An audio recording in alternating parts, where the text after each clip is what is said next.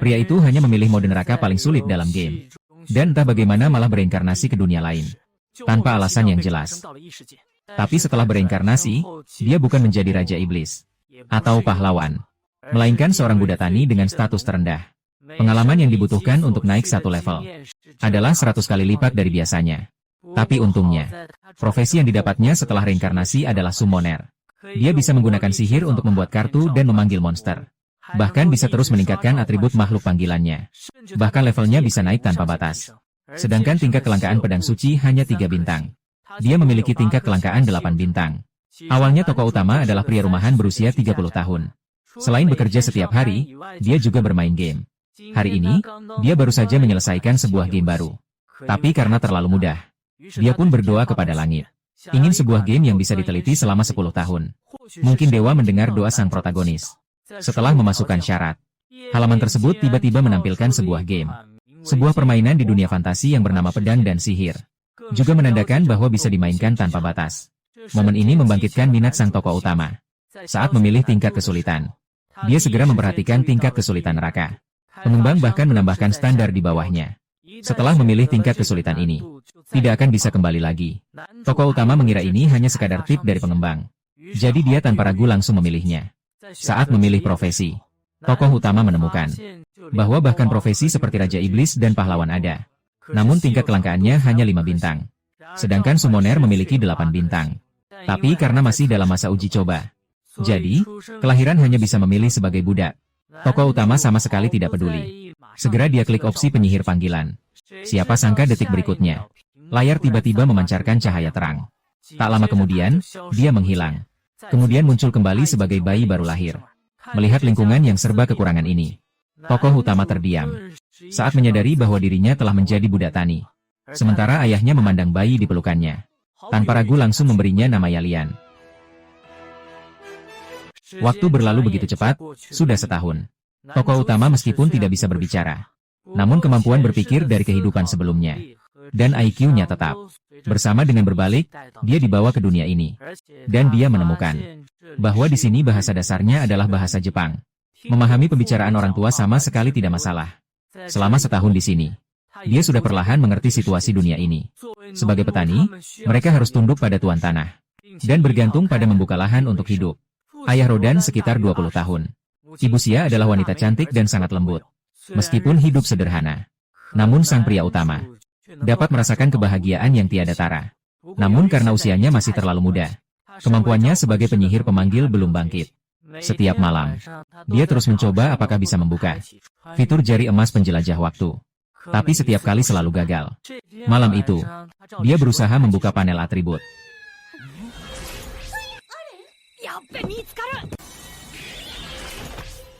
Sistem yang sudah lama hilang akhirnya muncul. Dan muncul dalam bentuk sebuah buku. Dalam situasi yang tiba-tiba ini, sang protagonis mendapat satu kesempatan. Dia dengan tidak sabar membuka buku. Dan menemukan bahwa pilihannya sama seperti sebelumnya. Sekarang profesinya adalah summoner. Tetapi karena levelnya baru 1, maka semua atributnya masih rendah. Menurut penjelasan di buku, summoning dan pembuatan memiliki pengalaman skill. Saat ini, hanya ada serangga dan binatang yang bisa dipanggil. Dan di halaman 3 buku, ada pemberitahuan khusus dari Dewa Pencipta, Meiya. Dia mengirim permintaan maaf atas ritual buku sihir yang dia buat untuk Taiman. Tapi tokoh utama sebenarnya tidak peduli. Bagaimanapun, dia baru 1 tahun, tidak bisa melakukan apa-apa. Tapi karena buku sihir sudah siap, berarti dia akhirnya bisa mencoba memanggil kemampuan guru. Tapi tidak tahu di mana masalahnya. Selalu gagal. Sebagai seorang veteran pameran game, dia segera menyadari di mana letak masalahnya. Seharusnya harus membuat kartu terlebih dahulu sebelum memanggil. Ternyata benar. Detik berikutnya, sebuah truk berat tingkat muncul di depannya. Tokoh utama sedang bersiap memanggil serangga itu. Namun Sia tiba-tiba mengintip dari kamar sebelah, agar orang tuanya tidak mengetahui rahasianya. Sehingga terkejut. Tokoh utama memutuskan mencoba lagi besok. Saat waktu tidur siang keesokan harinya, dia langsung mulai memanggil saat orang tuanya pergi melakukan sesuatu. Tak disangka bola cahaya biru memenuhi seluruh ruangan.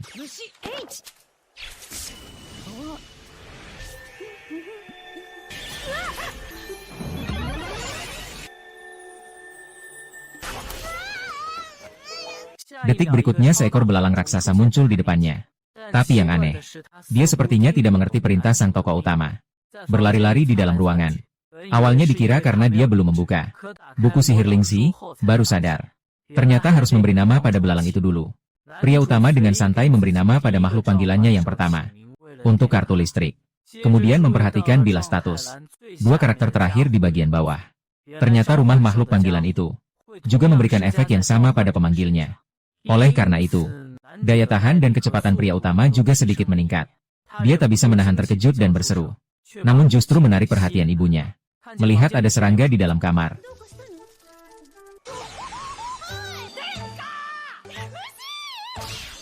Summon pertama. Begitu saja hilang di bawah pengawasan ibu. Tapi untungnya bisa dipanggil ulang. Beberapa hari berikutnya, tokoh utama memanggil seekor tikus lagi. Dan dinamai panah tikus. Karena tingkatnya terlalu rendah. Maka Cincin Shu juga tidak mengerti ucapannya. Dua makhluk panggilan itu hanya bisa menampilkan jurus khusus yang diperintahkan oleh tokoh utama. Di dunia ini ada banyak monster buas. Masing-masing memiliki jurus khusus yang berbeda. Tapi dengan tingkat tokoh utama sekarang, memanggil makhluk itu sangat sulit. Selain itu, makhluk yang dipanggil paling banyak hanya bisa menyimpan 10 ekor. Yang paling penting adalah kemampuan pelindung dari makhluk-makhluk itu. Kemampuan pelindungnya. Misalnya menyimpan 10 kartu cincin tikus. Maka seranganku akan bertambah 10. Itulah berkat kemampuan ini. Kekuatan dia jauh melebihi teman-teman sebayanya. Sayangnya, karena mode neraka, kecepatan menyerap pengalaman terlalu lambat. Jadi, tokoh utama sekarang benar-benar tidak bisa melihat momen pertumbuhannya. Saat itulah, ayahnya, Rodan, pulang dari luar. Hari ini dia pergi dan membawa pulang seekor babi hutan. Meskipun hanya seorang petani. Namun selama musim gugur dan musim dingin, dia akan pergi berburu bersama para pria di desa ke hutan. Makhluk buas. Tokoh utama belum pernah melihat makhluk buas yang sebenarnya. Jadi dia memaksa ayahnya untuk membawanya melihat. Duduk di pundak ayahnya. Keduanya menembus jalan setapak di pedesaan. Pria utama pertama kali melihat tempat selain rumah. Ayah menunjuk elang yang terbang di langit. Itu adalah seekor lalat bernama Alba. Setiap musim ini mereka terbang berkelompok ke utara. Nama pria utama diambil dari lalat Alba. Mengandung harapan ayah kepadanya. Semoga dia bisa seperti Alba. Bebas pergi kemana saja. Segera, Rodan membawa tokoh utama ke dalam hutan yang dalam. Melihat makhluk besar di depannya, tokoh utama akhirnya mengerti betapa luar biasanya monster di dunia ini. Hanya seekor babi hutan biasa yang bisa dikalahkan oleh orang biasa jika bersatu. Seperti sebuah bukit kecil. Tokoh utama dengan penasaran bertanya kepada tetangga yang ikut berburu. Paman Lauge, seberapa kuat babi hutan itu? Tak disangka, ini adalah monster tingkat C, yang membutuhkan 20 orang dewasa untuk mengalahkannya. Tokoh utama mencatatnya dalam hati, dan menjadikannya sebagai standar penilaian kekuatan monster. Setelah 10 bulan, tokoh utama akhirnya berhasil naik ke level 2. Pada saat itu dia sudah bisa menghasilkan makhluk panggilan berlevel alat. Juga bisa menggabungkan makhluk panggilan. Tidak hanya itu, jumlah kartu yang dimiliki dan rumahnya juga berlipat ganda. Bahkan buku sihir juga menambahkan fungsi pencatatan. Meskipun tokoh utama sangat ingin segera mencoba menggabungkan. Tapi karena lapar, dia benar-benar kehabisan tenaga. Jadi malam itu dia cepat-cepat makan sampai kenyang. Lalu bersiap mencoba. Namun menemukan bahwa sihirnya belum cukup untuk menyusun tangan pemanggil. Dengan terpaksa dia hanya bisa memilih cara lain. Tapi menemukan bahwa makhluk sihir dari serial pemanggilan juga tidak berhasil. Hingga tahun dia berusia 3 tahun. Tokoh utama akhirnya bisa melakukan sintesis. Setelah menggabungkan kartu listrik dan cincin tikus, muncul kartu burung dengan level biasa. Tokoh utama menamainya Kubi. Dan keahlian khusus Kubi adalah biomimikri. Dapat meniru suara orang lain. Dalam membingungkan musuh, dia benar-benar ahli. Tentu saja, selama 1 tahun ini, tokoh utama juga memanggil tikus batu dan katak. Katak cocok digunakan sebagai umpan saat bertarung. Sedangkan tikus batu bisa menggali lubang besar dalam waktu singkat. Membuat jebakan. Dia memang ahli. Hanya saja, karena levelnya masih terlalu rendah. Para makhluk yang dipanggil ini belum sepenuhnya patuh pada perintah. Saat itu juga, jam 3 telah berdentang. Pria utama merasa sangat lelah entah kenapa. Ternyata waktunya bermain tepat setiap hari telah tiba. Putri Lauge, Kleina, setiap hari datang untuk bermain permainan ksatria dengannya. Di kehidupan sebelumnya dia berusia 35 tahun. Sekarang bermain permainan seperti ini benar-benar memalukan. Namun yang lebih mengejutkannya adalah kecepatan dan kekuatan Kleina. Sama sekali bukan milik anak berusia 3 tahun. Dia sudah mengutamakan kecepatan, tapi tetap tidak bisa mengalahkan Kleina.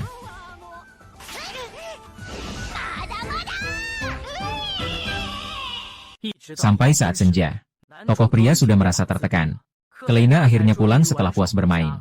Dan selama 2 tahun ini, Roden dan Xia juga tidak diam saja. Adik laki-laki atau perempuan dari pemeran utama tidak lama lagi akan lahir. Dia yang pengertian, melihat perut ibunya yang semakin membesar hari demi hari, lalu mengusulkan untuk membantu memanen ubi jalar nanti. Bagaimanapun, kekuatan fisiknya tidak kalah dengan orang dewasa. Hanya saja pasangan suami istri itu tidak menyadari hal ini. Jadi tidak ingin membuat anaknya terlalu lelah. Lagi pula, sebagai anak petani, hampir seumur hidupnya akan menjadi petani. Oleh karena itu, ayah tidak ingin dia terlalu cepat terlibat dalam pekerjaan ini. Tokoh utama juga mengerti kesulitan ayahnya, dan tidak melanjutkan keras kepala. Namun, sikapnya yang pengertian sangat menghibur orang tuanya.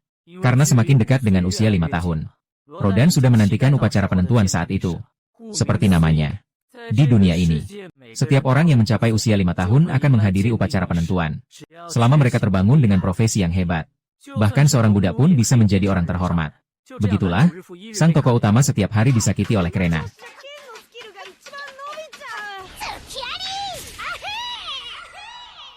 Waktu telah berlalu hingga musim dingin. Hari ini, dia baru saja selesai diurus oleh Keleina. Perut Xia baru saja memberikan reaksi.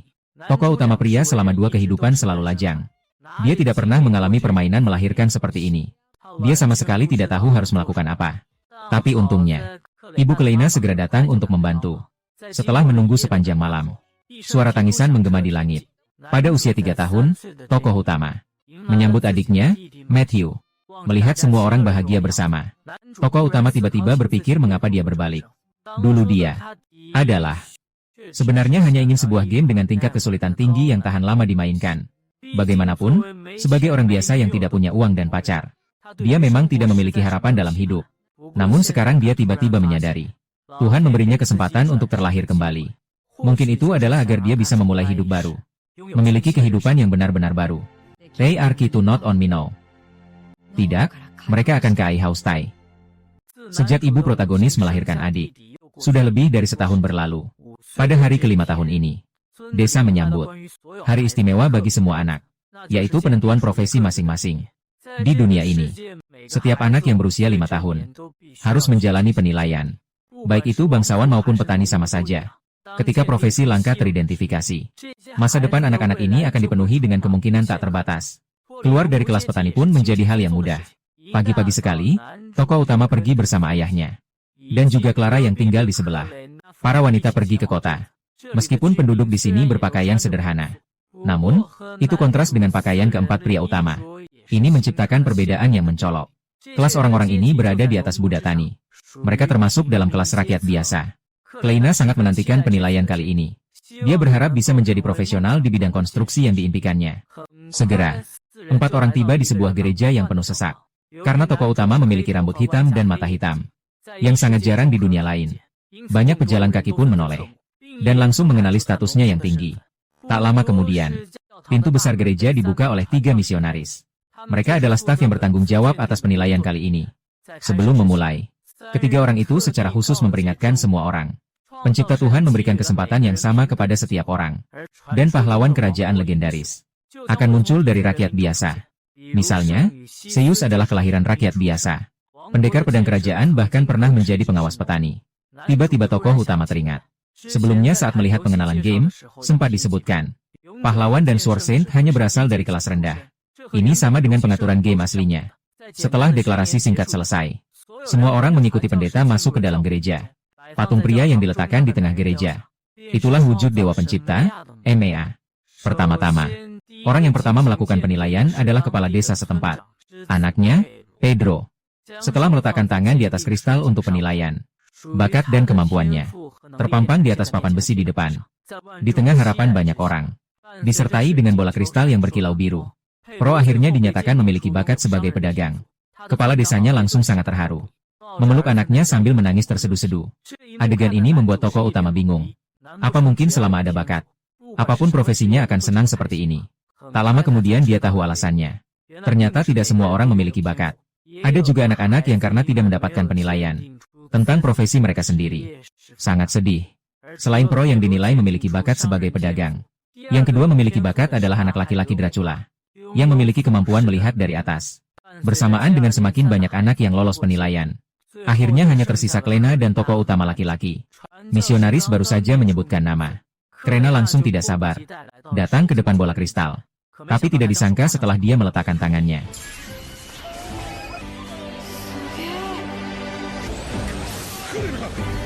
Cahaya yang dipancarkan bola kristal lebih terang dari sebelumnya. Misionaris bahkan tampak seperti melihat hantu.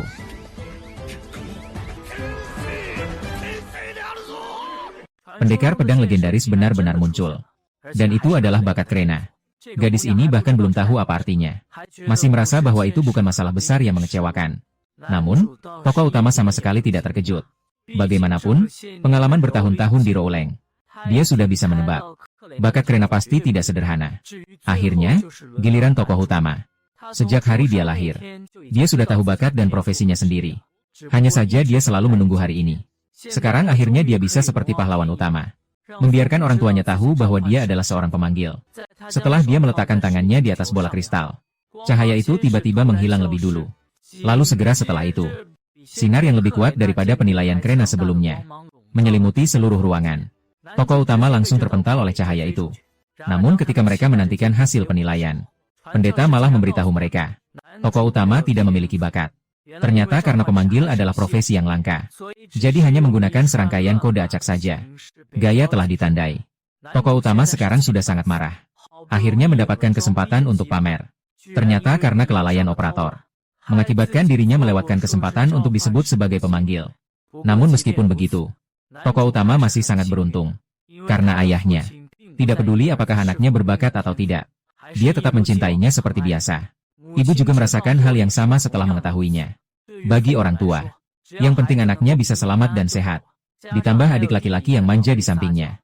Meskipun kejadian hari ini agak mengejutkan, namun hati sang tokoh utama tetap dipenuhi kelembutan. Setelah semua orang tidur di malam hari, tokoh utama menghabiskan waktu dengan membaca buku sihirnya. Setelah kejadian hari ini, dia menyadari, di dunia ini hanya dirinya yang berada dalam mode neraka. Anak-anak itu seharusnya memiliki level yang sama dengannya. Yang tidak tinggi, tetapi memiliki atribut pertumbuhan, kelas A atau B. Namun, tokoh utama hanya memiliki level 1. Kecepatan pertumbuhan adalah 1%. Meskipun tingkat kesulitan permainan ini tidak tinggi, tapi hanya dirinya yang mengalami kesulitan seperti neraka. Siapa yang tahan seperti itu? Namun sang tokoh utama tidak akan menyerah begitu saja. Bagi dia, ini adalah pertarungan melawan permainan yang mudah. Dia mempertaruhkan hidupnya untuk membuktikan bahwa permainan yang menantang itu layak dimainkan. Namun terkait dengan insiden karakter yang kacau hari ini, dia bersumpah suatu hari nanti akan melaporkannya. Mengeluh tentang pencipta. Ketika hari berikutnya tiba, karena Klena telah menjadi pembangunan, jadi keluarga tokoh utama sengaja datang untuk merayakan. Yang aneh adalah, Rodan tidak tahu mengapa dia tampak berat pikiran. Dan setelah datang ke rumah Kerenai, dia dan Lauge jelas adalah saudara terbaik. Tapi hari ini sepertinya ada masalah di antara mereka. Meskipun kepala desa khusus mengirimkan minuman perayaan, keduanya juga enggan untuk minum. Tokoh utama awalnya berpikir, apakah ini karena Kerenai adalah pedang suci? Jadi mereka berdua tidak akur. Tapi coba pikirkan, mereka tidak mungkin berpisah semudah itu. Namun di detik berikutnya, pertengkaran antara Rodin dan Tuan Ge semakin memanas. Agak sulit. Lebih dari 300 juta sub Nitmira menghadapi sub. Apa yang kamu dapatkan dari semuanya? Laki-laki itu terlihat seperti tidak memiliki gigi.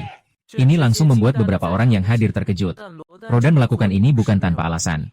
Lagi pula, Klena memiliki bakat luar biasa. Bakat yang hebat seperti ini. Di masa depan, dia bisa menjadi kesatria atau pejabat.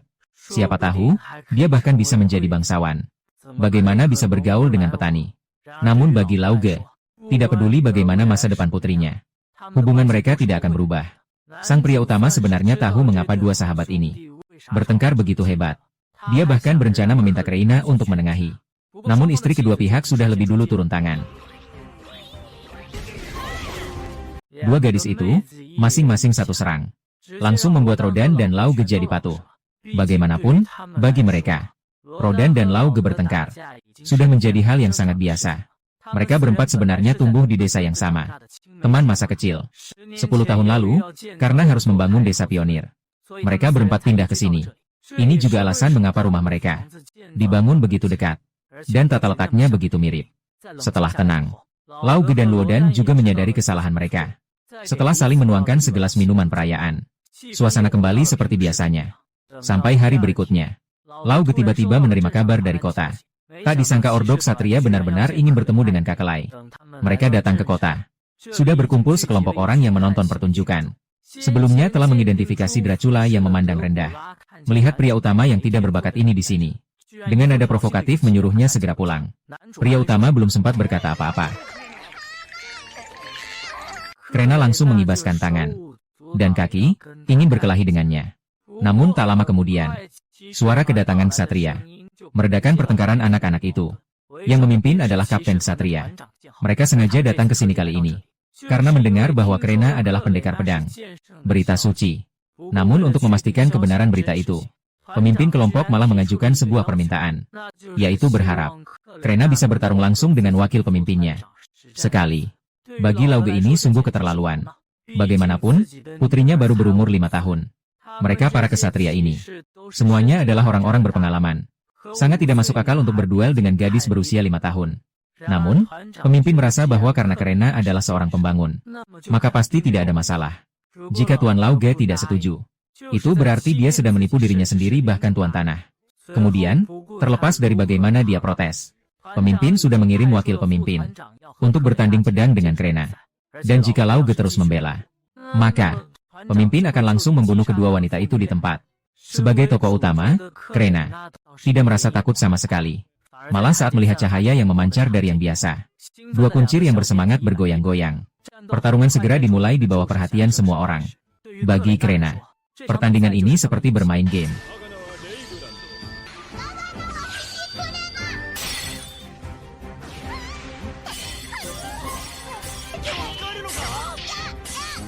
Dia tidak hanya bisa mengayunkan pedang panjang, bahkan bisa bertarung dengan wakil komandan secara seimbang. Sayangnya, dalam hal kekuatan, wakil komandan masih lebih unggul. Dia memanfaatkan kesempatan. Saat Krena belum menyadari, dia menendang dan membuatnya terbang menabrak dinding.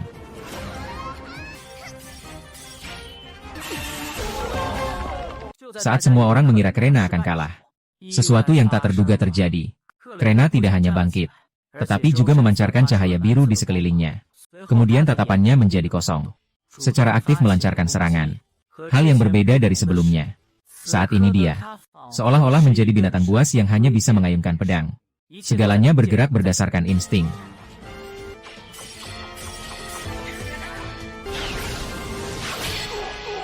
Wakil komandan hanya bisa bertahan dari serangannya dengan susah payah. Karena inilah bakat Kaleina. Adalah kemampuan X yang hanya dimilikinya. Krena akhirnya memotong pedang wakil komandan dan benar-benar memenangkan pertandingan. Kesatria pun akhirnya mengakui statusnya sebagai pendekar pedang. Komandan bahkan dengan sukarela meminta maaf atas ketidaksopanannya sebelumnya. Kemudian demi masa depan Krena, komandan secara khusus membawa Krena bersama wanita dan ayah anak protagonis mengundang ke rumah kepala desa. Bahkan Dracula dan keluarganya juga datang. Saat makan berlangsung, komandan menjelaskan permintaan yang tidak masuk akal sebelumnya. Ternyata dulu pernah terjadi penipuan terkait bakat. Karena itu kerajaan sangat berhati-hati dalam menilai hasil tes. Ini sebabnya mereka terpaksa melakukan tes pada Klena. Dia berharap Lauge bisa terus membina Kreina. Sampai usia 12 tahun lalu dikirim ke sekolah murid Wang Duo. Kreina dan tokoh utama adalah teman masa kecil. Dia juga merengek agar dia ikut pergi. Baru kemudian komandan menyadari rambut hitam tokoh utama dan matanya yang hitam. Tidak hanya itu, dia langsung berdiri dan menyapa setelah mendengar nama Rodan. Dia berdiri dan menyapa dengan inisiatif. Ternyata sebelumnya Rodan berburu babi hutan dan memberikan daging babi hutan kepada Wang Duo. Tuan penguasa sangat puas. Jadi dia menyebutnya sebagai pahlawan babi hutan. Namun sang ketua tidak tahu bahwa putra sulung pahlawan babi hutan ini akan menjadi pahlawan besar yang menarik perhatian kerajaan. Kata pepatah, usaha tidak akan mengkhianati hasil. Setelah lebih dari 2 tahun proses pematangan, tingkat pemanggilan protagonis akhirnya meningkat lagi. Sekarang panel atribut telah menambahkan keterampilan penguatan yang dapat membuat makhluk yang dipanggil menjadi lebih kuat. Dan sudah bisa dipanggil. Ini adalah makhluk panggilan tingkat rendah. Tokoh utama sekarang sangat bersemangat. Bagaimanapun juga, mimpinya adalah suatu hari nanti dapat memanggil naga yang bisa menghancurkan segalanya dalam sekejap. Sekarang tujuannya semakin dekat. Dia sudah tidak sabar lagi. Yang lebih hebat adalah jumlah panggilan sudah mencapai 30 ekor. Nilai perlindungan juga menjadi 1,5 kali lipat. Selanjutnya adalah bagian eksperimen. Tapi hal seperti ini pasti harus menunggu malam hari. Dan selama 2 tahun ini, Rodan dan Xia juga tidak bermalas-malasan. Setiap malam, saat tidak ada kerjaan, mereka rajin bekerja keras. Sekarang tidak akan lama lagi. Xia akan segera memiliki seorang adik laki-laki. Atau adik perempuan sudah keluar. Rodan sudah menantikan nama apa yang akan diberikan untuk anak ketiga. Karena sebelumnya sudah disepakati. Jika anaknya perempuan, Xia yang akan memberi nama. Dia sekarang masih sangat bingung. Sementara itu, pikiran sang pria utama sama sekali tidak di situ. Karena nilai sihirnya hampir pulih. Dia pun membuka buku sihir itu lagi. Dan melihat pemberitahuan dari Dewa Pencipta. Dia tidak bisa menahan diri. Membaca nama Almeia. Rodan dan Xia terkejut. Bagaimanapun juga, tidak boleh memberi nama anak dengan nama dewa. Tokoh utama dengan panik segera mengalihkan topik. Menemukan bekas luka di lengan ayah hilang.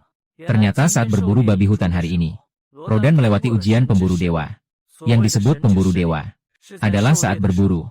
Momen keajaiban sesaat yang kadang muncul. Tidak hanya bisa menyembuhkan luka dan kelelahan, tapi juga bisa mengisi ulang energi diri sendiri. Tokoh utama tiba-tiba paham setelah mendengar itu. Bukankah ini yang disebut peningkatan level? Di dunia lain, ini disebut sebagai urutan perkara dewa. Dan Rodan sebagai pemburu babi hutan yang unggul. Tokoh utama yakin levelnya pasti tidak rendah. Meskipun kemampuan pemanggilannya naik level.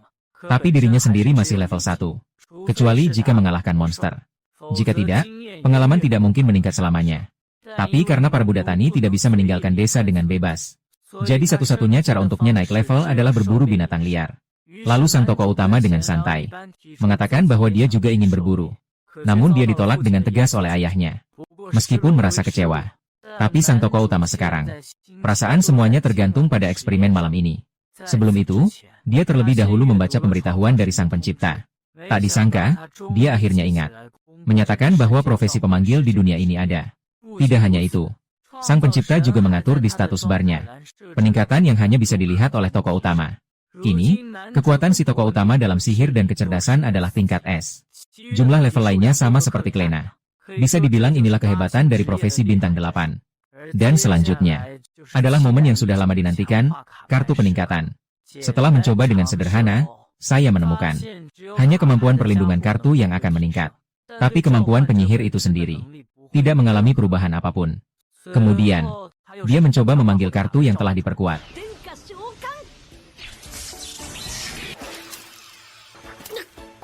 Meskipun secara tampilan tidak ada perubahan, namun kemampuan spesifiknya sudah mengalami perubahan besar. Aku pikir, ayam betina.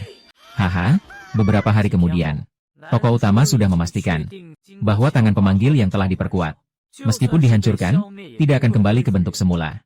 Jadi, yang paling penting saat ini adalah memperkuat kartu summon yang berlebih. Namun, selama beberapa hari ini, dia telah mencoba beberapa kali untuk menggabungkan kartu. Tetapi tetap saja tidak berhasil membuka summon baru. Sekarang hanya tersisa satu kombinasi kartu terakhir. Dengan doa sang protagonis. Akhirnya, percobaan terakhir berhasil juga. Sayangnya yang dipanggil ternyata adalah F. Kartu rumput tingkat. Meskipun hanya rumput. Namun kartu ini dapat meningkatkan nilai sihir dan nilai keberuntungan. Asalkan memiliki ini, peningkatan berikutnya sudah dekat. Kemudian, tokoh utama memanggilnya untuk menguji kemampuannya.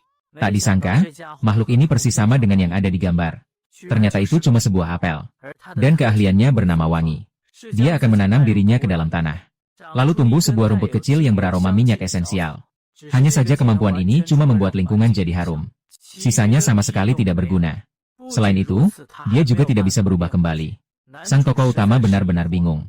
Apa mungkin Apple benar-benar seburuk itu? Tapi sekarang dia juga tidak bisa menyelamatkan sebanyak itu. Lagi pula masih ada waktu untuk dipukul sekali sehari. Setiap saat.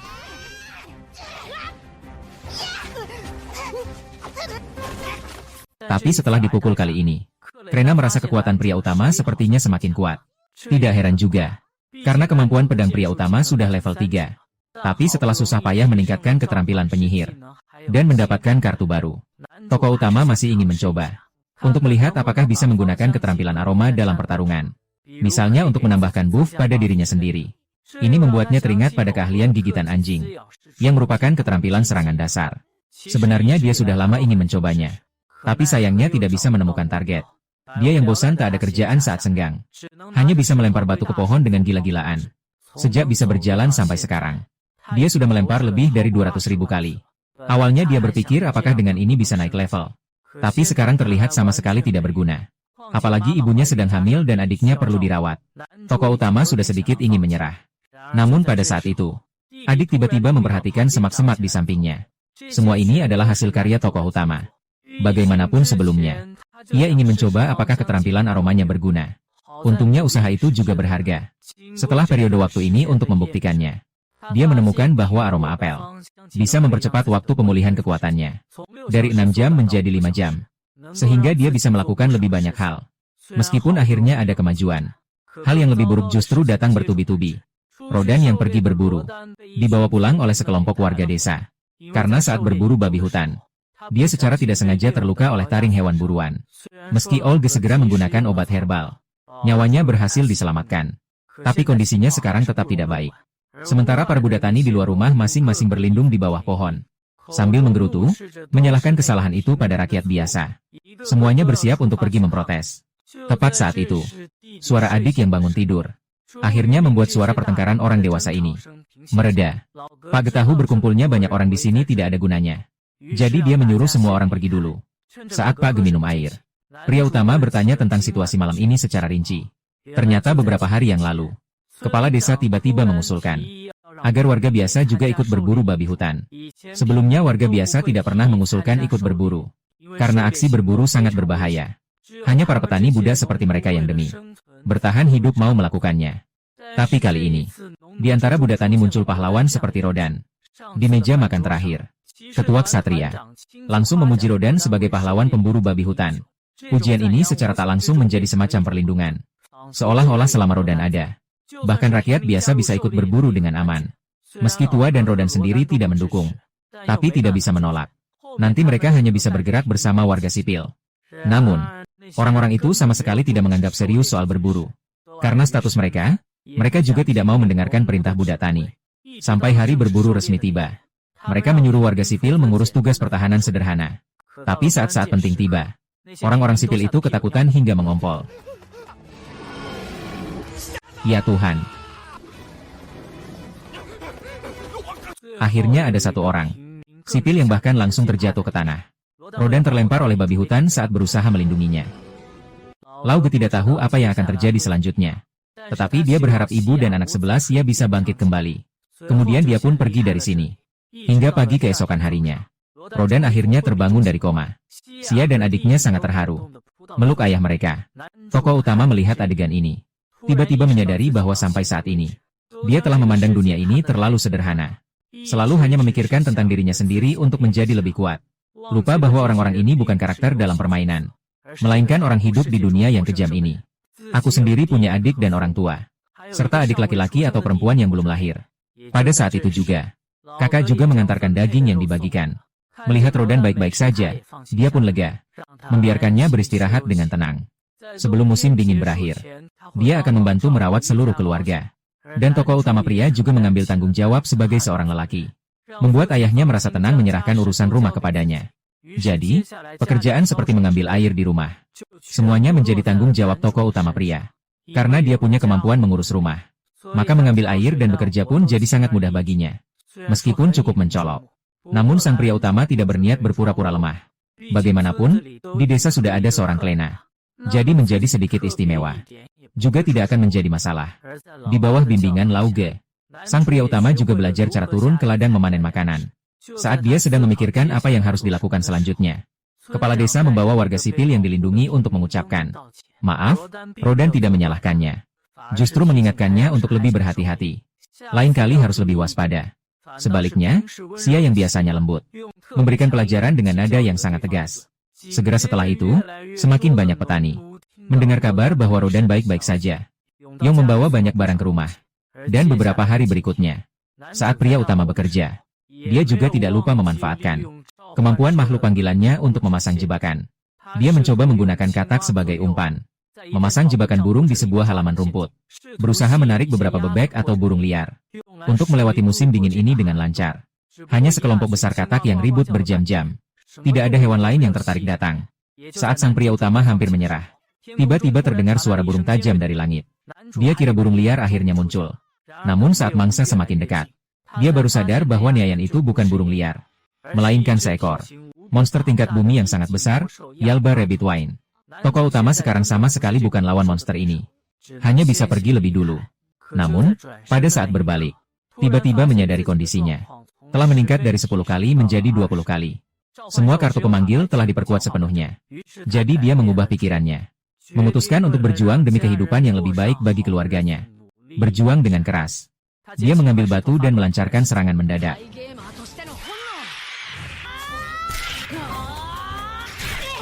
Saat dia belum bereaksi, memanggil banyak anjing siber untuk menunda tindakan. Sayangnya, level anjing-anjing ini masih terlalu rendah. Sekejap saja, semuanya sudah tewas. 眼看就要命丧魔兽之口，他终于感受到了来自死亡的威胁。以上就是本集的全部内容。被如此强大的魔物强人所难， Sekarang nyawa tokoh utama benar-benar terancam. Tapi dia tidak mau menyerah begitu saja. Menjadi mangsa monster. Dalam situasi kritis, tokoh utama memutuskan untuk bertaruh segalanya. Dia memanggil 2 serangga kecil. Serangga itu menggigit leher burung bangkai. Pemanggil yang tampaknya hanya bisa bertingkah lucu ini sebenarnya, namun memiliki kemampuan khusus untuk menyedot kekuatan sihir lawan. Strategi jitu dengan modal kecil untuk hasil besar. Sungguh luar biasa. Tokoh utama memanfaatkan saat dia terganggu oleh serangga Jingjing. Segera melepaskan diri dari cengkeramannya. Kemudian memanggil kawanan anjing Husky dan serangga Jingjing untuk menyerang.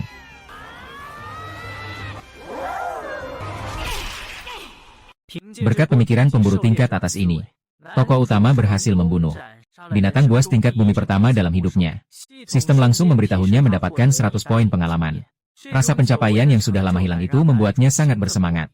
Setelah ia dengan susah payah menyeret mayat tua pulang, semua orang di hadapan pemandangan itu penuh dengan ketidakpastian. Namun deskripsi tokoh utama terdengar santai dan tenang. Ada seekor burung raksasa yang tidak dikenal, terbang dari langit dan jatuh mati di depan matanya. Lalu dia menyeretnya pulang untuk dicoba oleh semua orang. Tapi bekas luka di wajahnya tidak bisa berbohong. Tokoh utama pasti pernah mengalami pertarungan yang sangat mengerikan dengan makhluk ini. Lauge langsung memuji dia luar biasa. Bisa mengalahkan makhluk terbang hanya dengan pedang kayu dan batu. Monster. Tapi bekas gigitan anjing Husky masih ada di tubuh botak. Hampir saja rahasia sang protagonis ketahuan olehnya. Jadi hanya bisa menjelaskan bahwa itu gigitan dirinya sendiri. Kemudian Lauge berencana untuk mengeluarkan darah botak. Lalu mengolahnya menjadi daging kalengan. Melihat benjolan besar di kepalanya yang membengkak. Sepertinya kembali lagi bermain permainan satria dengan Kleina dan terkena pukulan.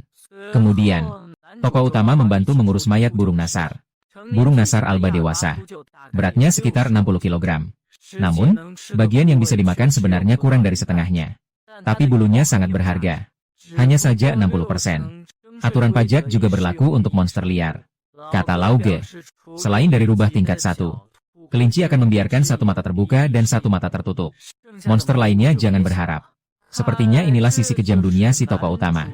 Saat itu Lauge sedang meraba-raba tubuhnya selama setengah hari. Kemudian dia mengeluarkan sebuah batu sihir yang berkilau. Sesuai dengan peraturan, batu sihir tingkat tinggi harus dipakai. Namun semua ini karena perintah salah dari kepala desa. Itulah yang membuat Rodan terluka parah. Jadi, hak kepemilikan batu sihir ini masih perlu diputuskan. Karena itu, tokoh utama memikirkan cara yang baik. Tak lama kemudian, Lauge membawa tokoh utama untuk menemui kepala desa. Mereka bersedia menyerahkan semua bulu dari monster. Tapi, memohon kepada kepala desa untuk menyisakan sisa barang untuk mereka. Namun baru-baru ini, Tuan Tanah mengeluarkan perintah untuk meningkatkan penyetoran daging. Ini adalah pertama kalinya tokoh utama mendengar hal seperti ini. Apakah ini karena hal ini? Sehingga membuat rakyat biasa ikut berburu. Melihat kepala desa masih terlihat bingung. Lauge kembali mengeluarkan model untuk bernegosiasi dengannya. Bagaimanapun juga, sebelumnya semua ini terjadi karena dia terlalu sembarangan. Yang menyebabkan pahlawan desa, Luodan, terluka parah. Kini, satu keluarga yang terdiri dari 4 orang harus menghadapi kelaparan. Tokoh utama baru berusia 6 tahun. Dia terpaksa pergi berburu demi keluarganya. Apakah mereka bisa melewati musim dingin tahun ini masih belum pasti. Dan dengan bantuan akting hebat dari tokoh utama, tindakan tua ini bisa dibilang sangat sempurna. Kepala desa juga berjanji, di masa depan, jika dia menangkap monster serupa, hanya perlu bulu sudut dan batu sihir. Dengan demikian, sialnya, Baldi menjadi target utama sang protagonis. Setelah menarik 2 baldi dengan katak, protagonis kembali bertindak. Dia pertama-tama memanggil serangga Ciu-Ciu untuk menyedot kekuatan sihir lawan. Kemudian menggunakan skill lempar untuk menciptakan celah serangan. Ambil. Ini.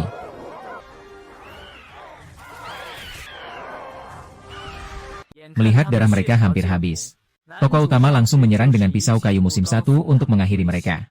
Ternyata setelah menguasai tekniknya, berburu bisa dengan mudah diselesaikan melalui pekerjaan jalur perakitan. Dan setelah terbiasa, tokoh utama bisa memastikan tidak ada lagi pemanggilan binatang yang dikalahkan terjadi. Setelah mengumpulkan pengalaman hingga 1000 poin, dia juga berhasil naik dari level 1 ke level 2. Setelah membuka status bar, dia menemukan bahwa stamina dan mananya sudah pulih. Namun kondisi dirinya tidak akan meningkat hanya karena nilai upgrade. Meski begitu, sang protagonis tetap sangat bersemangat. Bagaimanapun juga setelah upgrade, semua nilai dasar dirinya meningkat. Dan proses ini memakan waktu 6 tahun. Sepertinya inilah yang disebut sebagai lompatan ilahi. Sampai saat ini, tokoh utama juga merasa sudah saatnya jujur kepada keluarganya tentang segalanya. Melihat dia membawa pulang 2 mayat burung botak tua, wajah Luo dan penuh dengan ketidakpercayaan. Meskipun dia menyadari ada perubahan pada tokoh utama, tapi dia tidak bisa menjelaskan perasaan itu. Saat itu, tokoh utama teringat lagi tentang janji yang pernah dia buat pada Krena untuk sparring. Dia sudah mencapai tujuan berburu makhluk pemakan daging. Asal bisa membuat daging kering, dia bisa membawa keluarganya melewati musim dingin ini. Dan dia juga harus memanfaatkan waktu untuk menukar lebih banyak kayu bakar. Jadi, dia harus berburu sebanyak mungkin selagi si botak masih ada. Harus berburu dengan banyak. Tapi untuk naik ke level 3, dia harus berburu 20 ekor. Si botak sepertinya sudah tidak mungkin mencapai target tahun ini. Saat sang pria utama sedang fokus memikirkan rencana selanjutnya, kayu tajam dari Kurei tepat mengenai kepalanya. Itu membuatnya kembali ke kenyataan. Larut malam dia mengumpulkan orang tuanya dan menceritakan kepada mereka tentang batu suci yang pernah dia terima. Dewa tidak hanya meningkatkan nilai dasar dirinya, tetapi juga memberinya ujian yang sulit dicapai bahkan oleh 100 orang. Tidak heran Rodan hari ini melihatnya dengan aneh. Sekarang dipikir-pikir, dia pasti seperti dirinya, yang telah melewati ujian dewa. Adapun soal upacara penilaian tahun lalu mengatakan dia tidak berbakat. Sebenarnya, hanya 2 bulan yang lalu, dewa kembali menurunkan hukuman ilahi kepadanya. Saat penilaian sebelumnya, kemampuannya sangat rendah karena mempertimbangkan bahwa dia akan sangat lambat melewati ujian. Adapun soal dia tidak berbakat, sebenarnya itu karena dia memiliki bakat baru yang tidak bisa diidentifikasi.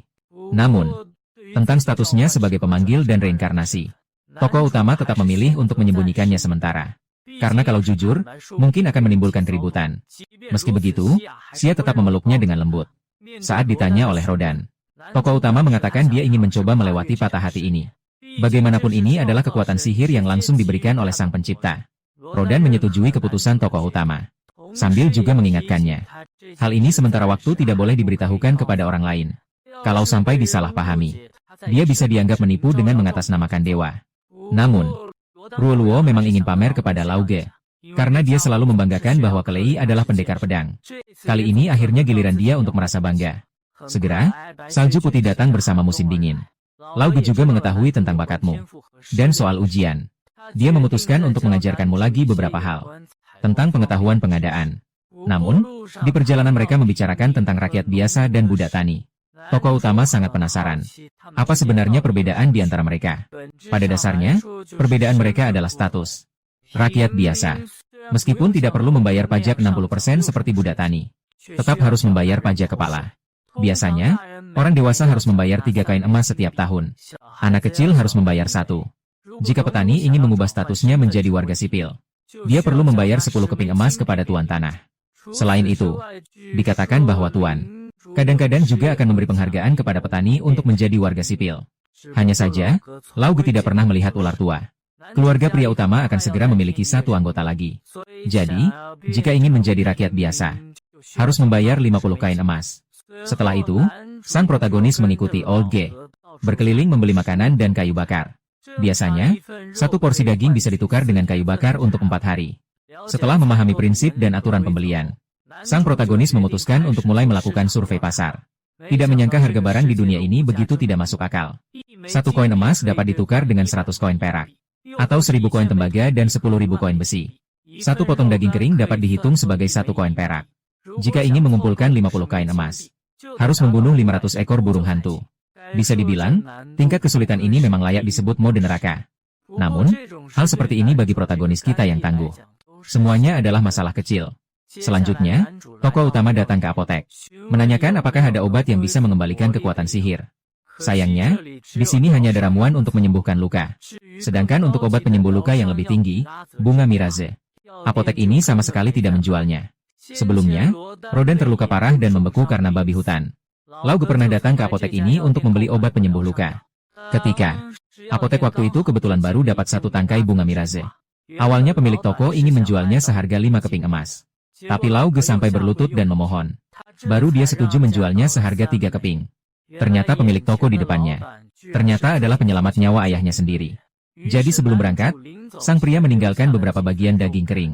Sedangkan untuk kerugian yang terjadi, dia berjanji akan berusaha keras untuk mengganti rugi bosnya. Kemudian sang pria utama melewati sebuah toko senjata. Senjata logam di dalamnya. Hampir semuanya sangat mahal baginya. Sepertinya mulai sekarang mengalahkan monster dan mengumpulkan uang akan menjadi kebiasaannya. Dan saat pria utama hendak pergi, anak tukang besi Dogra datang bersama anak kepala desa. Ingin merekrut pria utama sebagai anak buah mereka. Lawan memiliki bakat menggunakan kapak. Setiap serangan sekuat ribuan ton. Tapi dalam hal kecepatan, dia sama sekali tidak bisa mengalahkan Krelena.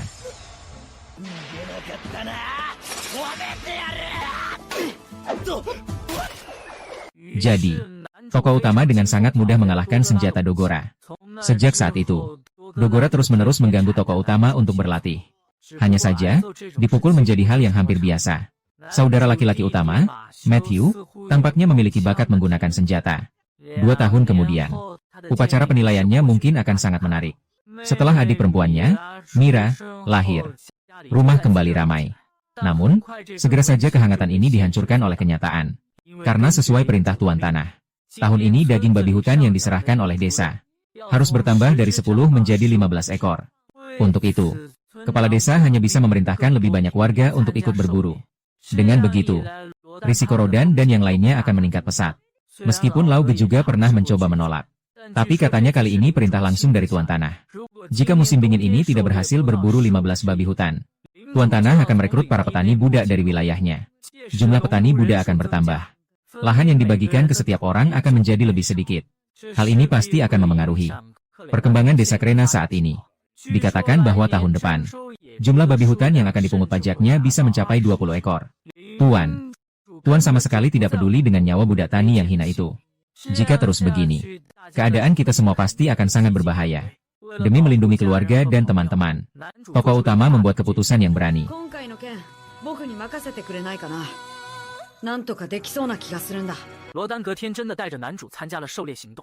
Dan ia memutuskan untuk bertarung dengan caranya sendiri. Hanya saja, kali ini ia hanya bisa menjadi penonton dalam perburuan itu. Sebenarnya, ia ingin ikut bertarung. Tapi ayah benar-benar terlalu keras kepala. Tapi meskipun begitu, dia tetap harus datang sebagai penasihat. Bagaimanapun, ingin meningkatkan jumlah berburu babi hutan. Harus melatih pendatang baru. Dia tidak ingin kejadian ayah terluka terjadi lagi. Selama dia menggunakan otaknya sendiri dari abad ke-21. Seorang master game. Operasi berburu pasti tidak akan bermasalah. Dengan perintah dari Lauge, tim berburu berangkat dengan semangat. Tokoh utama lahir sebagai budak tani selama 7 tahun. Akhirnya meninggalkan desa. Ini akan menjadi langkah pertamanya untuk menaklukkan dunia. Dan di kejauhan, pegunungan Bailong adalah lokasi berburu kali ini. Setelah musim gugur tiba, babi hutan akan turun gunung ke daerah ini untuk mencari makanan. Di dekat sini, di puncak gunung itu, tinggal makhluk legendaris, naga putih. Ini juga yang menjadi asal-usul namanya. Tak lama kemudian, tokoh utama dan rombongannya tiba di lokasi. Sesuai dengan metode latihan sebelumnya, setiap orang menuju posisinya dan menunggu. Dengan cepat, seseorang membawa babi hutan datang. Ini adalah pertama kalinya sang tokoh utama melihat babi hutan hidup. Kekuatan itu benar-benar mengejutkan. Menghadapi babi hutan yang menerjang, Lauge bersama semua orang tidak menunjukkan tanda-tanda mundur.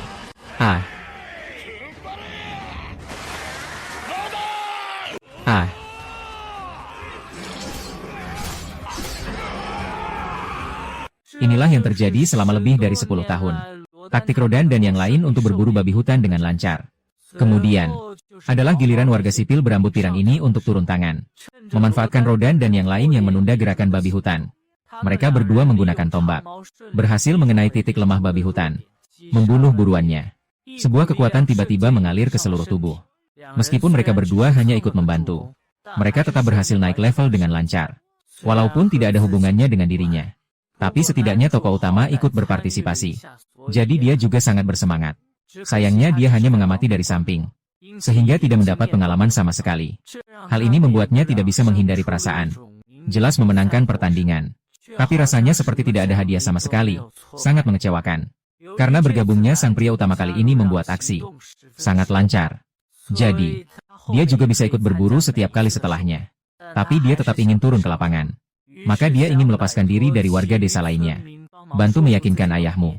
Tapi kalau membantu dia berbicara, orang-orang ini pasti akan dipukul oleh Rodan. Tidak ada yang berani mengambil risiko itu. Namun, si tokoh utama tiba-tiba mendapatkan ide cemerlang. Dia ingin membicarakan sesuatu dengan Paman Hidung Merah yang ikut mengambil air. Dia membawa orang itu sampai di tempat menjemur daging lalat Yalba. Sebenarnya dia ingin mendapatkan daging ini dari Zijie. Namun sayangnya tenaganya tidak cukup. Jadi dia berharap bantuan dari Hong Bizi. Asalkan Zijie memberikan satu, dia bisa mendapatkan 2 potong daging. Pekerjaan yang sederhana ini, Hong Bizi tanpa ragu langsung menyetujuinya. Dan para pria ini tidak berniat untuk memakannya. Ingin dijual ke toko daging. Bagaimanapun, untuk menjadi rakyat biasa butuh 50 kain emas. Biaya potong oleh toko daging terlalu mahal.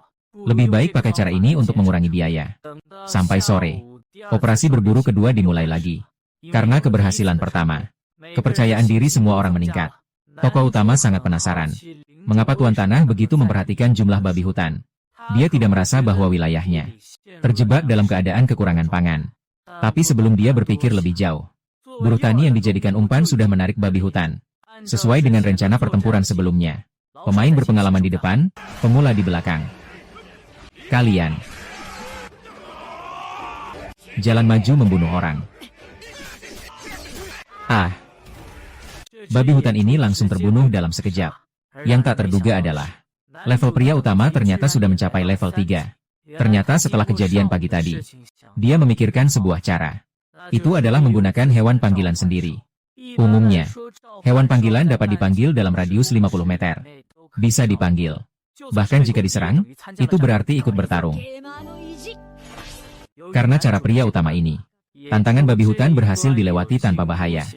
Setelah 3 bulan berlalu, karena tahun baru yang akan datang, tokoh utama dan Kerena diundang ke rumah kepala desa untuk berkunjung. Karena mereka berhasil berburu 15 babi hutan.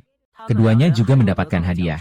Keluarga yang awalnya miskin, akhirnya mengadakan pesta barbeque yang sudah lama dinantikan. Perasaan makan daging dengan lahap seperti ini benar-benar sebuah kenikmatan. Rodin, dia juga semakin percaya diri dengan target berburu 20 babi hutan tahun depan. Tentu saja, semua ini berkat program pelatihan pendatang baru dari tokoh utama. Saat itulah, Tuan Tua memperhatikan botol besar di samping tokoh utama. Ini adalah oleh-oleh dari kepala desa. Tentu saja isinya adalah minuman keras. Mendengar kata itu, kedua pria itu matanya langsung berbinar.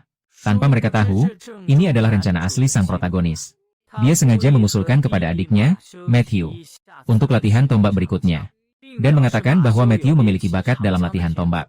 Tapi perhatian kedua orang dewasa itu sepenuhnya tidak ada di sini. Mereka hanya ingin minum alkohol. Jadi, dia pun menyentuh topik tentang alkohol secara tidak langsung. Tokoh utama pria itu melihat ketertarikan mereka terhadap minuman, dan mengambil kesempatan untuk mengusulkan perlombaan. Jika mereka menang, dia akan memberikan alkohol kepada mereka. Tapi jika mereka kalah, tahun ini saat berburu babi hutan harus bawa senapan panjang sendiri. Rodan langsung sadar bahwa dia menang. Tapi setelah bilang, tidak bisa mundur lagi. Dan lomba yang diusulkan oleh pria utama ternyata adalah adu jotos tangan. Sekarang kedua orang dewasa merasa pasti menang. Padahal pria utama sudah siap sejak lama. Dia demi pertandingan ini. Semua kartu diganti dengan kartu peningkat kekuatan. Ditambah lagi levelnya sudah naik ke level 6. Dia merasa kemenangan sudah di tangan. Benar saja, saat adu panco, Lauga awalnya masih mengira dirinya pasti menang. Namun detik berikutnya, ternyata pemeran utama hanya mengetes saja.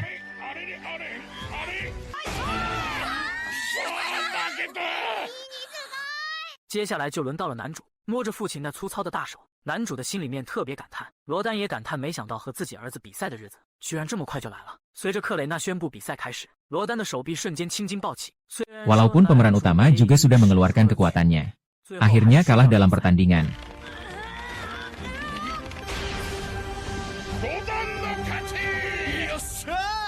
Namun dia kalah dengan lapang dada. Dan sesuai kesepakatan, dia memberikan minuman kepada mereka. Selain itu, setelah pertarungan ini, tokoh utama bisa memastikan tingkat kekuatan ayahnya adalah C. Sedangkan Lauga sekitar tingkat D. Saat tokoh utama sedang merenung, Xia masih berpikir apakah dia kalah dalam pertandingan. Jadi dia sangat kecewa. Lalu dia membisikkan penghiburan kecil. Namun tokoh utama tidak terburu-buru. Bagaimanapun, dia sudah mendapatkan janji dari ayahnya. Asalkan dia bisa meraih satu kemenangan, dia bisa ikut berburu. Dia merasa selama dia naik ke level 4, menang adalah hal yang mudah didapat. Namun segera sang tokoh utama menyadari, di dalam rumah ini ada orang besar. Karena kakak itu cepat sekali mabuk. Bahkan berani mengatur istrinya, Miki. Nana tit mama nice. ミチルダさん、隠れ C ランクかも。时间一晃来到了男主7岁6个月的时候，如今 Kini tingkat pemanggilannya akhirnya meningkat. Sekarang tidak hanya bisa memanggil tangan pemanggil sayap. Jenis baru juga muncul. Jumlah kartu yang bisa dipegang juga bertambah 10. Sekarang total bisa memanggil 40 kartu. Nanti ditambah dengan kemampuan pelindung. Tokoh utama pasti bisa mengalahkan ayahnya sendiri. Saat itu dia memperhatikan buku sihirnya. Di buku itu ada kata penyimpanan. Setelah membuka halaman berikutnya, di depan tiba-tiba muncul lubang hitam berbentuk persegi panjang. Tokoh utama dengan hati-hati melemparkan batu dan ranting ke dalamnya. Ternyata benda-benda itu muncul di ruang buku sihirnya. Di dalam ruang penyimpanan. Jelas ini adalah tas penyimpanan dalam permainan. Yang anehnya, ruang penyimpanan ini tampaknya tidak memiliki batas jumlah. Meskipun ini adalah hal yang baik. Namun, protagonis yang mahir dalam permainan merasa aneh. Bagaimanapun, ini adalah item tingkat dewa. Biasanya hanya muncul pada momen penting. Saat ini, level pemanggilannya baru 4. Bagaimana bisa mendapatkan barang sebaik ini? Namun, saat ini dia belum bisa memahami. Jadi, dia memutuskan untuk mencoba memanggil satu jenis makhluk pemanggil terlebih dahulu. Tapi siapa yang tahu? Buku sihir menunjukkan bahwa dibutuhkan batu sihir untuk memanggil. Untungnya, sang protagonis sebelumnya sudah menabung cukup banyak uang pribadi. Setelah melempar batu sihir ke dalam ruang penyimpanan, makhluk panggilan tingkat 1, kupu-kupu, akhirnya muncul. Hanya saja kupu-kupu ini sangat besar. Suara terkejut sang protagonis. Langsung menarik perhatian ibunya juga. Kupikir aku akan ketahuan. Ternyata kupu-kupu bersembunyi di belakang tokoh utama. Berhasil mengatur posisi tubuh dan menghindar. Tapi yang lebih mengejutkan tokoh utama daripada kupu-kupu adalah, dalam satu serangan kartu kali ini, ternyata ada juga jenis harimau bertaring pedang. Ukuran tubuhnya dan aura yang dimilikinya benar-benar tidak bisa dibandingkan dengan sebelumnya. Nilai perlindungan bahkan mencapai 10 poin. Kemudian sang protagonis mencoba melakukan sintesis lagi. Setelah menggabungkan kupu-kupu dan burung, berhasil membuat kartu level 1 yang baru. Tapi cara konsumsi seperti ini terlalu cepat. Sang protagonis masih ingin mendapatkan dari kelinci sudut yang biasanya menyelinap ke desa. Namun dia mendengar dari Rodan. Desa sudah memperkuat pertahanannya. Jadi kelinci sudut tidak bisa masuk lagi. Tidak ada cara lain, sang tokoh utama hanya bisa bertanya di siang hari kepada Pero yang berpengalaman tentang batu sihir. Mengenai hal itu, diketahui bahwa batu sihir adalah batu dari bagian jantung monster. Dan juga merupakan barang yang diperlukan untuk menggerakkan drama pulau sihir. Sementara batu sihir tingkat C dan D, agar bisa berguna di ibu kota. Sedangkan batu sihir tingkat 1, bisa ditemukan di mana-mana di desa. Setelah menjelajahi seluruh desa, tokoh utama berhasil memanggil semua monster tingkat 1. Namun, tiba-tiba seekor babi hutan muncul. Dia belum sempat bereaksi. Monster-monsternya sudah terjebak satu persatu.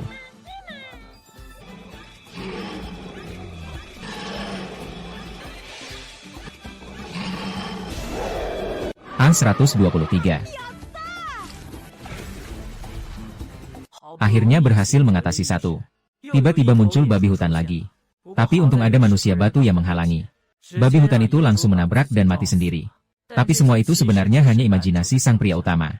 Setelah 7 tahun menjelajah, dia sudah memahami. Setelah memahami posisi dan peran para makhluk panggilan ini, meskipun dia hanya sendirian, namun dengan pembagian yang sempurna, makhluk-makhluk panggilan ini bisa menggantikan sebuah regu. Bahkan bisa setara dengan sebuah legiun atau lebih setelah beberapa hari melewati Raja Iblis.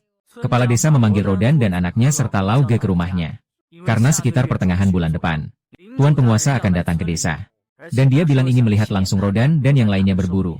Permintaan demi permintaan terus berdatangan. Sungguh agak sulit diterima. Apalagi Rodan tidak mengerti mengapa harus memanggil anaknya datang. Kepala desa menjelaskan, karena Tuan Bangsawan butuh seseorang yang siap menerima tamu kapan saja.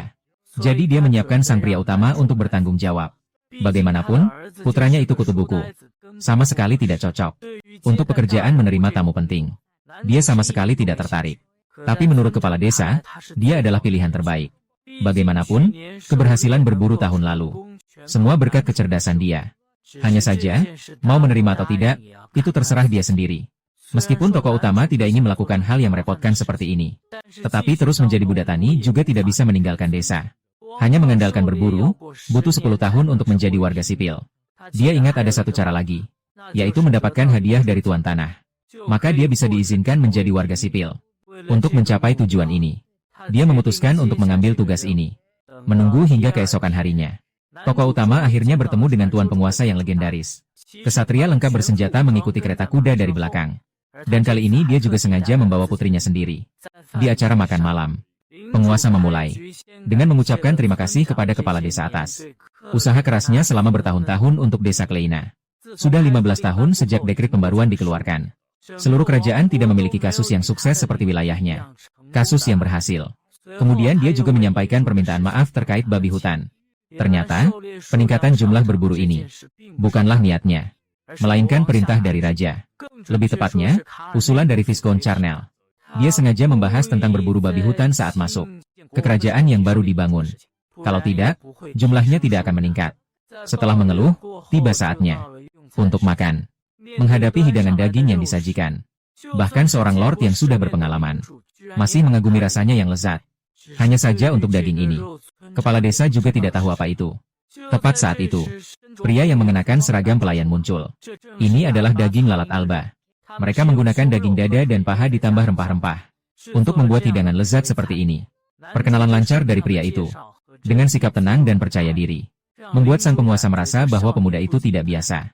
Setelah mengetahui bahwa dia adalah putra pahlawan babi hutan, sang penguasa sangat mengaguminya. Hanya saja sang penguasa melangkah maju.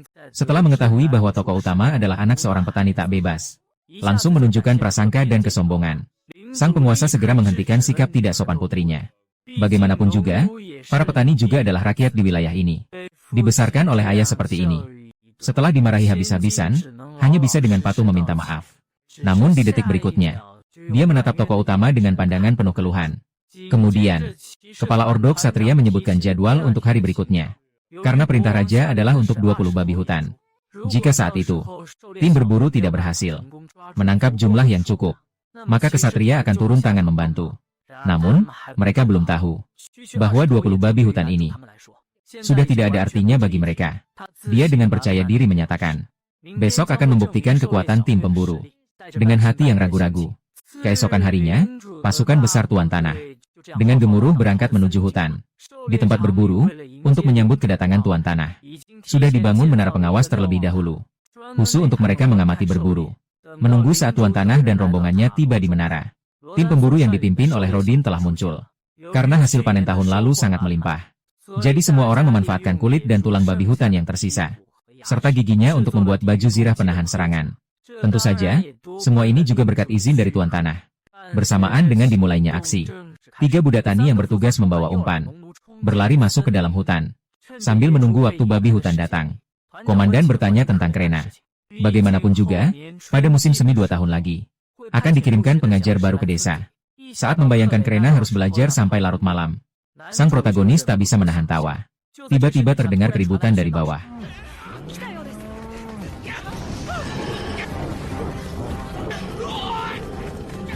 Menghadapi babi hutan yang penuh dengan aura membunuh itu, Lauge memimpin 2 kelompok orang, mengeluarkan perisai khusus untuk menahan serangan babi hutan.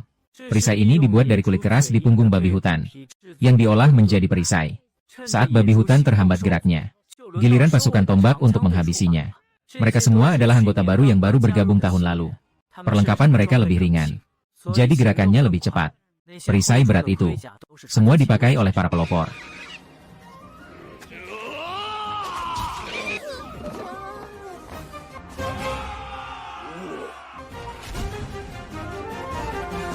Dengan kerjasama semua orang, seekor babi hutan pun dengan mudah ditangani. Kerjasama yang seperti ini bahkan membuat ketua tidak bisa menahan pujian. Mereka adalah prajurit yang memenuhi syarat. Namun, tepat pada saat itu, tiba-tiba 2 babi hutan muncul dari hutan. Komandan segera bersiap untuk membantu. Namun dia dihentikan oleh tokoh utama. Karena ini memang strategi yang disengaja oleh tim berburu mereka. Mereka sudah berlatih sebelumnya. Strategi menghadapi 2 babi hutan sekaligus. Namun, bisa melakukan ini semua berkat perlengkapan yang dibuat ulang itu. Perlengkapan sebelumnya terlalu rapuh. Sama sekali tidak bisa menahan serangan babi hutan. Lagi pula, imbalan yang didapat Paling-paling hanya cukup untuk membuat tombak baru. Itulah sebabnya efisiensi tim pemburu sangat rendah. Hanya dalam waktu 2,5 menit saja, sudah ada 3 babi hutan yang berhasil diburu.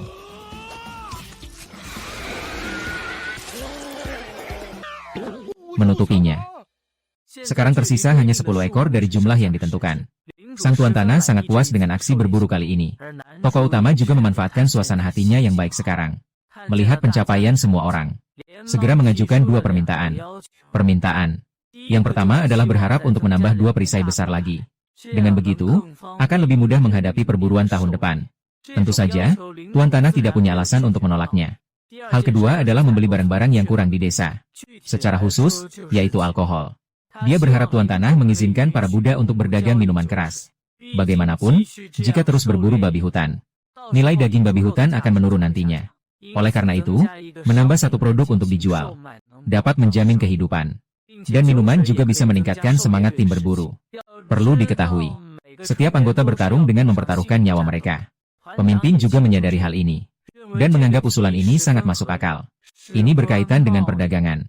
Oleh karena itu, Tuan Tanah perlu kembali dan mempertimbangkan dengan baik. Namun, kemungkinan untuk setuju sangat tinggi. Tentu saja, dibandingkan dengan ini, Tuan Tanah sangat puas dengan penampilan sang protagonis hari ini. Ia tidak segan-segan memujinya. Setelah kembali, sang protagonis dan ayahnya serta sang guru dipanggil langsung oleh Tuan Tanah. Karena kali ini, aksi berburu ini membuatnya sangat puas. Jadi dia tentu saja harus memberikan beberapa hadiah. Yang ditunggu oleh tokoh utama adalah saat ini. Dia tidak mau uang yang kasar seperti itu. Yang terbaik adalah status rakyat biasa. Untunglah, semuanya berkembang sesuai dengan dugaan tokoh utama. Tuan Tanah benar-benar memberikan kepada Rodan dan Lauge, beserta keluarga mereka, identitas warga biasa. Yangsa. Semoga langit dan bumi memberkati. Sekarang, tokoh utama akhirnya bisa pergi berburu di luar desa. Dia sudah menunggu selama 8 tahun penuh. Dia sudah memutuskan bahwa dia akan berburu naga putih di pegunungan naga putih terlebih dahulu. Dan kata Tuan Tanah belum selesai. Dia juga memberikan kepada mereka, para petani yang telah ikut berburu lebih dari 10 tahun, hadiah yang sama. Memikirkan bahwa tahun ini bisa menyelesaikan perintah raja. Hati Tuan Tanah yang sebelumnya cemas akhirnya lega. Namun tepat pada saat itu, manajer tua membuka mulut mengingatkan Tuan Tanah. Masih ada beberapa hal yang belum dikatakan. Ternyata raja pernah berkata, Desa Krena adalah contoh bagi kerajaan. Oleh karena itu dia diminta untuk menanyakan alasan berburu babi hutan. Hanya saja mengenai alasan ini, Rodan tampak agak ragu. Akhirnya yang menjelaskan adalah Pak Lau. Itu terjadi pada musim semi 13 tahun yang lalu. Sekitar 100 Buddha tani dari desa terdekat pindah ke sini untuk membuka lahan. Mereka bermigrasi ke sini. Mereka adalah Rodan dan yang lainnya. Mereka membuka desa ini selama setengah tahun. Namun saat mereka menyambut musim gugur pertama, babi hutan menyerang. Semua makanan untuk musim dingin dimakan habis. Awalnya mereka memang terpaksa karena keadaan hidup. Orang-orang Malang yang datang ke sini. Lalu untuk mengubah situasi ini, Rodan dengan sukarela mengusulkan berburu babi hutan. Saat itu semua orang tidak punya senjata dan taktik. Dengan alat pertanian, susah payah mereka berhasil memburu 1 ekor. Inilah awal berburu babi hutan di desa Krena. Namun tepat pada saat itu, Rodan dan yang lain juga kehilangan seorang teman karena itu. Tokoh utama juga pertama kali mengetahui hal ini. Dia akhirnya mengerti mengapa ayahnya rela mempertaruhkan nyawa untuk menyelamatkan warga sipil. Itu semua karena kecelakaan yang terjadi saat itu. Tuan Tanah menganggap perkembangan desa berkat penilaian Rodan saat itu. Jadi dia diizinkan untuk mendapatkan penghargaan khusus, agar dia bisa berbicara dengan bebas. Sang tokoh utama segera mengingatkan ayahnya, agar meminta minuman keras. Siapa sangka, Rodan malah memeluk putra sulungnya. Semoga bisa membuat sang tokoh utama bekerja di tempat yang diberkati oleh sang penguasa. Sang tokoh utama merasa dunia ini runtuh. Mimpinya adalah berburu makhluk iblis. Kalau pergi ke rumah sang penguasa, pasti semakin tidak bebas. Dia tidak menyangka setelah susah payah bertindak sekali saja, kenapa malah dikhianati oleh ayahnya sendiri. Dan sang Tuan Tanah tidak menolak. Bahkan bersedia menjadikan sang pria sebagai pelayannya, di bawah komandonya. Status ini sangat berbeda jauh dibandingkan dengan para pembantu biasa. Bagaikan langit dan bumi. Rodan sampai terharu mendengarnya. Anaknya akhirnya hadir. Hanya saja dengan kata-kata seperti ini, keluarga harus menghadapi saat perpisahan. Keluarga Lauge juga datang khusus untuk mengantar. Sebelum pergi, agar sahabat masa kecilnya tidak merasa sedih, tokoh utama menemani Kleina bermain permainan kesatria. Kali ini dia memanfaatkan semua mode, menempatkan semua rumah tangga pada kecepatan. Ini juga membuatnya untuk pertama kalinya menekan Kleina.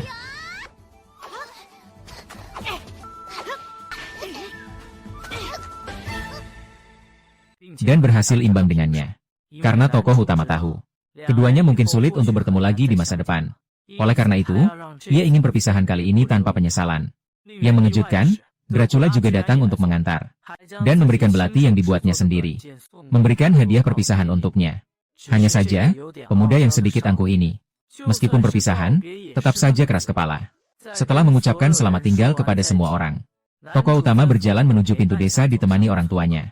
Di bawah tatapan penuh cinta mereka, tokoh utama membawa barang bawaannya yang tidak banyak dan naik ke kereta kuda. Seiring pintu desa perlahan terbuka, tokoh utama pria akhirnya meninggalkan tempat dia tinggal selama 8 tahun. Saat pintu desa tertutup, bayangan orang tua di dalam, dia di luar. Dan masa depannya akhirnya akan memulai babak baru. Pembahasan mendetail episode terbaru Mode Neraka. Tokoh utama akhirnya memulai perburuan monster. Jalan untuk meningkatkan diri. Siapa sangka, tujuan pertama pria utama setelah meninggalkan desa, ternyata langsung menuju rumah tuan tanah. Dia benar-benar seperti orang desa. Saat masuk kota dan melihat bangunan megah di depannya, dia ternganga. Dan pekerjaannya setiap hari adalah merawat putri kaya, Sashir. Sebagai pelayan pria, tokoh utama pria ini bisa dibilang sudah kehilangan semua harga dirinya. Selama Sasil ingin memetik buah dari pohon, maka dia harus mengangkatnya dengan bahunya. Tapi dengan cara ini masih tidak bisa menjangkaunya. Jadi tokoh utama pria tidak punya pilihan lain. Hanya bisa membiarkan Sasil berdiri di atas bahunya. Dia merasa seumur hidupnya tidak pernah merasa sebegitu memalukan. Buah itu dengan susah payah berhasil dipetik. Sahir menggigitnya sekali lalu mengeluh rasanya terlalu buruk. Meminta sang pria utama pergi ke pasar membeli buah bobo untuknya. Sebagai pelayan, sang pria utama tentu harus menurut. Namun saat itu juga, langit tiba-tiba tertutup oleh kegelapan. Sang pria utama menengadah dan melihat sebuah makhluk raksasa terbang di langit. Sasil dengan nada jijik menyebutnya kapal sihir. Sebelumnya, tokoh utama paling cuma pernah lihat mode yang dikatakan pro, penggeraknya, dan lampu. Baru kali ini melihat barang bagus seperti ini. Mungkin inilah manfaat menjadi pelayan. Kadang-kadang bisa juga melihat dunia luar. Keesokan harinya, pria utama bangun dengan nyaman dari tempat tidurnya. Meskipun dia hanya tinggal di ruang penyimpanan. Tapi ini jauh lebih baik daripada warnet. Terutama rumput kecil yang dipanggil di sampingnya. Setiap pagi mengeluarkan keahlian khususnya.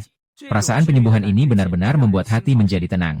Setelah menyerap perasaan indah ini, perut mulai keroncongan. Menunggu sampai tiba di ruang makan. Semua pelayan pria dan wanita makan di sini. Meskipun baru datang tidak lama, tokoh utama pria dan kepala pelayan sudah sangat akrab. Tapi ketika ditanya bagaimana hubungannya dengan Sashir, tokoh utama pria menunjukkan ekspresi kesal. Sejenak membuat orang mengerti segalanya. Tapi itulah tugas seorang pelayan pria. Kalau hanya mengerjakan pekerjaan kasar, mungkin pria utama tidak perlu dipanggil-panggil. Lagi pula pelayan pria dan pekerja kasar jelas berbeda.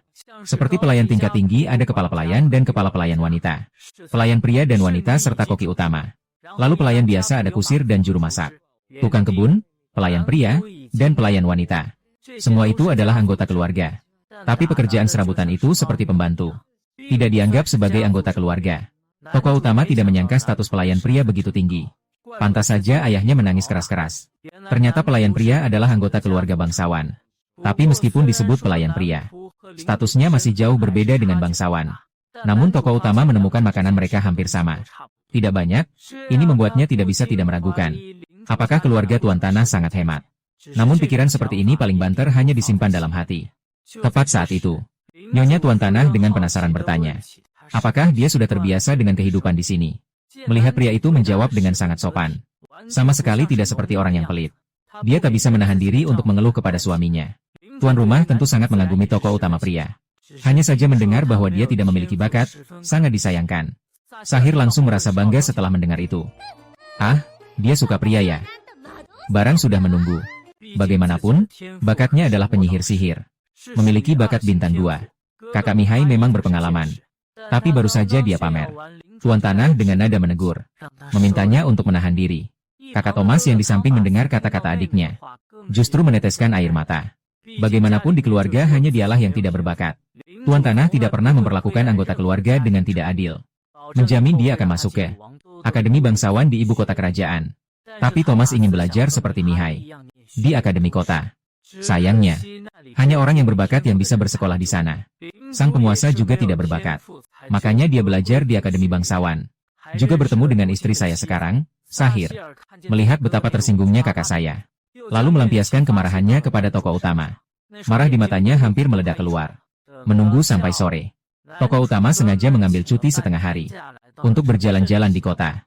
Sebagai orang modern, yang paling dia pedulikan adalah serikat petualang yang ada di setiap dunia lain.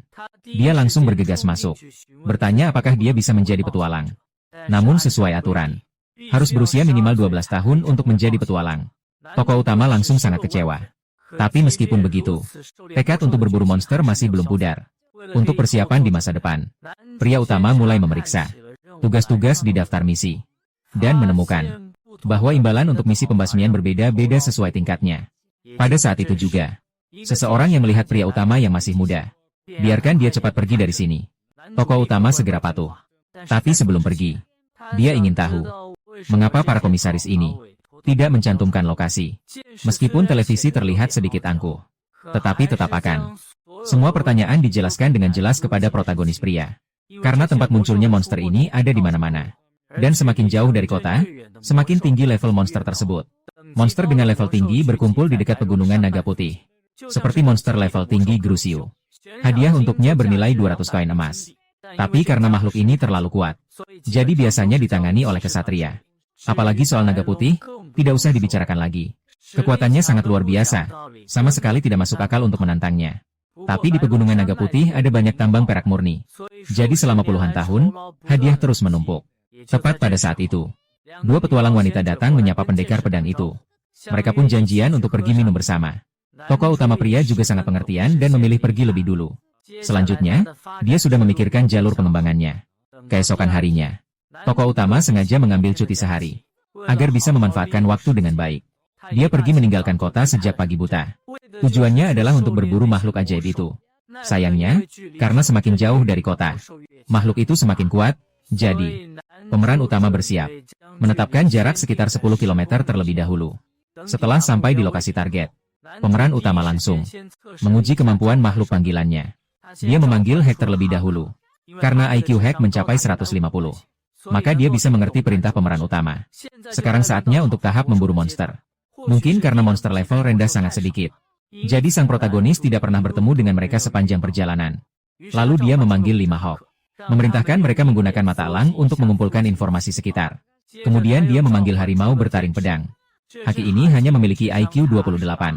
Jadi dia tidak mengerti perintah sang protagonis. Tapi itu juga tidak masalah. Tanpa hewan panggilan pun, tokoh utama bisa turun tangan sendiri. Sejak Hak membawa kabar tentang monster, tokoh utama membawa belati dan mengikutinya ke tujuan. Tak disangka, yang ditemukan Hak adalah sekelompok goblin. Meskipun dia bersembunyi di balik pohon, goblin tetap saja menemukannya. Tapi untuk menghadapi para tarami kecil ini, pemeran utama belum bisa mengatasi dengan mudah. Dia langsung memanggil sekelompok besar pedang.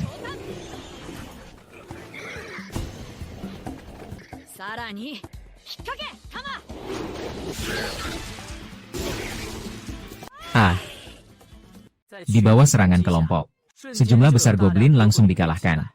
Namun pertarungan belum selesai dengan mudah. Lalu pemeran utama memanggil kupu-kupu lagi, menggunakan serbuk hipnosis.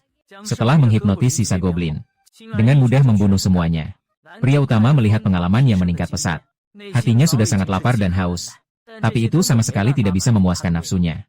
Maka pria utama menyuruh semua pemanggil bertindak terpisah.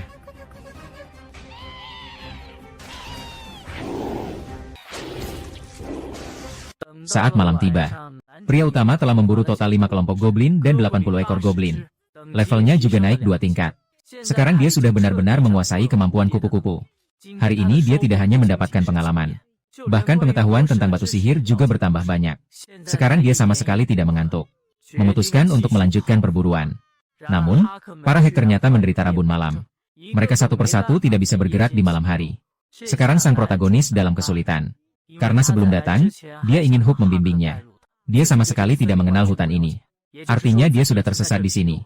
Sebulan kemudian, sang protagonis datang ke sebuah bengkel pandai besi, membeli 3 bola besi. Ini adalah senjata yang dia gunakan sebagai pengganti batu.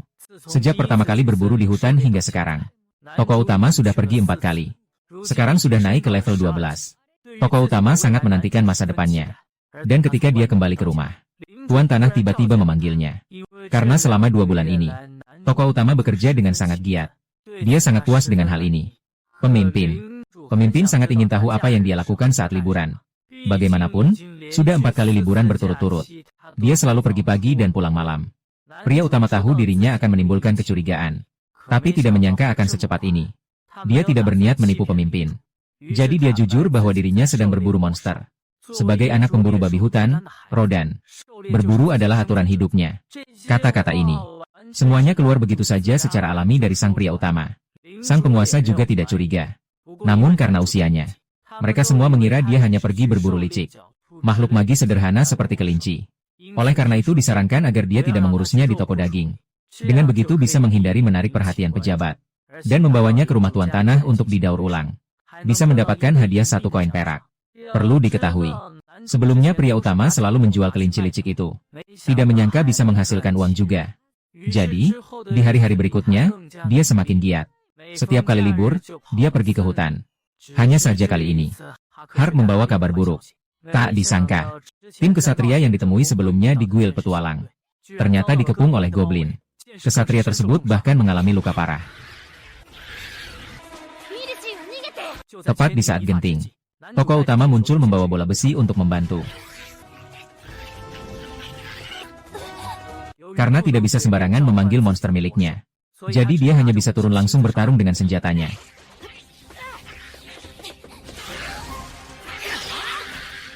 Setelah pertarungan usai, sang pendekar pedang sudah sekarat.